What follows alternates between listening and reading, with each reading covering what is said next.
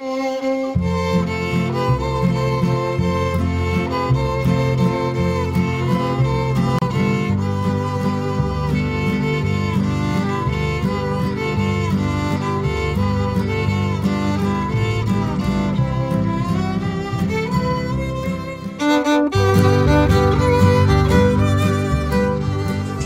interest in weaving has always been because my dad was a weaver.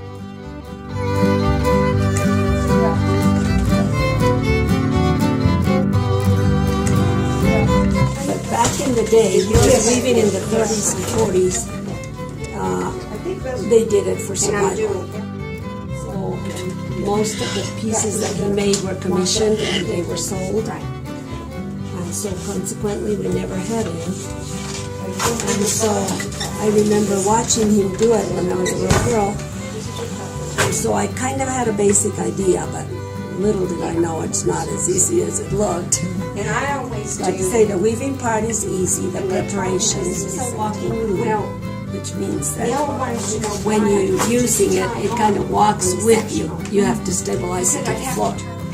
But it's called a walking loom, and push your thread through that. This is a double thinner, and this is called the beater. Your thread has to come in through here, and it has to be perfect. If it's not, then your rug won't come out. So you have 2 sets of petals, so that means you have 1 thread in the back and 1 in the front. And then each thread has to go through the beater, and if you skip one, you'll notice it in your weaving. For example, I had started this rug yesterday, and in the process, I noticed that I had a flaw going through here, which meant that there was 2 strings in the back together, and they're supposed to be one back, one front. I'm making a rag rug out of recycled Levi jeans.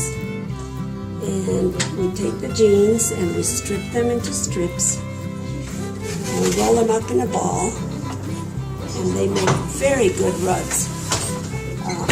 They wear well, they wash well, they're soft, and mostly we're interested in using recycled fabrics in the shop. I started weaving about 8 years ago. This one has to go. And I started at Las Trampas, with Tejedoras de las Trampas. And I learned from Jody Ford. Sure about that. Jody was a great teacher, and she taught us all how to do this.